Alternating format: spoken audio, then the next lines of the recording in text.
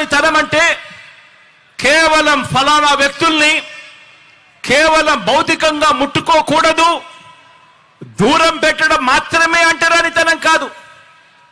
అంటరానితనం అంటే పేదలు ఏ బడిలో చదువుకుంటున్నారో ఆ గవర్నమెంట్ బడిని పాడు పెట్టడం కూడా రూపం మార్చుకున్న అంటరానితనమే అని చెప్పి నేను ఈ సందర్భంగా తెలియజేస్తా ఉన్నాను. డబ్బులున్న పిల్లలకు, డబ్బులున్న వారి పిల్లలకు ఒక మీడియం, పేద పిల్లలకు మరో మీడియం అని వివక్ష పాటించి పేద పిల్లలు తెలుగు మీడియంలోనే చదవాలని, వారు ఇంగ్లీష్ మీడియంలో చదవరాదని బరి తెగించి వాదించడం కూడా రూపం మార్చుకున్న అంటరానితనమే. ఈరోజు కూడా ఈ అహంకారులు, ఈ పెత్తందారులు తమ పత్రికలో రాశారు. ఈరోజు పొద్దున్నే కూడా పత్రిక చదివా.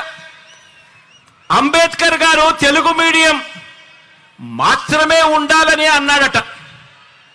నిజంగా ఈ పెత్తందారుల పిల్లలు, ఈ పెత్తందారుల మనవళ్ళు మాత్రం ఇంగ్లీష్ మీడియంలోనే చదువుతారట. నిజంగా ఇలా మాటలు చూస్తే నిజంగా ఒక నిజం చెప్పకూడదు, అబద్ధాలు ఏ స్థాయిలో చెప్తా ఉన్నారు అని చెప్పి చూస్తే నిజంగా గుండెకు బాధ అనిపిస్తుంది.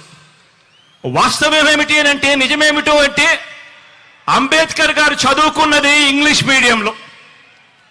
ఆయన పిల్లవాడిగా 4వ తరగతి ఇంగ్లీష్ మీడియంలో 4వ తరగతి ఆయన పాస్ అయినప్పుడు ఆయన బంధుమిత్రులంతా కూడా పండగ చేసుకున్నారట.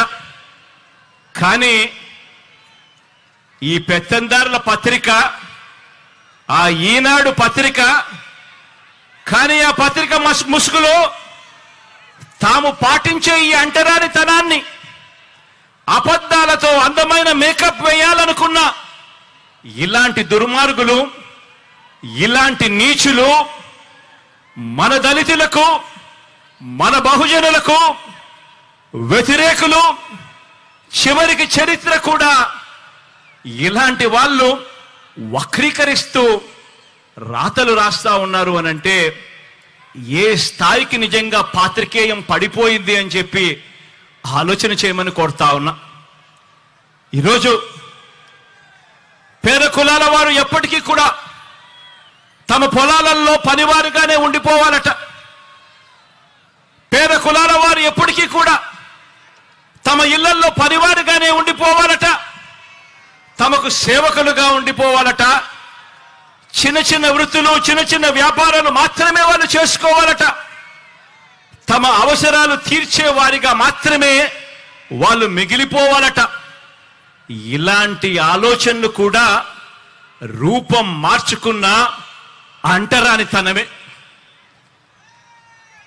పేదలు ఏ హాస్పిటల్లోకి వైద్యం చేయించుకుంటున్నారో ఆ గవర్నమెంట్ హాస్పిటళ్లలో ఎక్కడైతే పేదలకు ఉచితంగా వైద్యం అందుతా ఉందో అటువంటి హాస్పిటల్లన్నీ కూడా నీరుగార్చడం, పేదలు ఏ బస్సుల్లో అయితే ఎక్కుతున్నారో ఆ ఆర్టీసీని కూడా ప్రైవేట్కు అమ్మేయాలని అనుకోవడం, ఇవన్నీ కూడా రూపం మార్చుకున్న అంటరానితనమే.